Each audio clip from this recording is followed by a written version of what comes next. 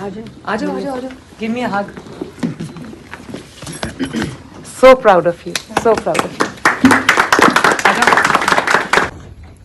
So it was an emotional moment. शाबाश.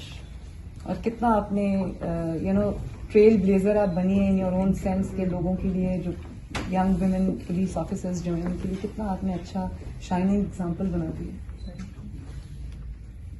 तो we are all very proud of you. कोई बात करो. मैडम बेसिकली हम लोग खातून है जिसने बेसिकली मैडम जो इचरा वाला इंसिडेंट था, it was a drop. At least we are doing a lot for women, for the vulnerable community, especially the transgenders, along with the minorities, even animals. So basically, I don't know whether you've heard it or not, but we have established the police animal rescue centers in Lahore as well as Rawalpindi alongside Gujranwala. So they've got their own helplines, we've got our own ambulances, doctors are available, or vets are available 24/7 over there.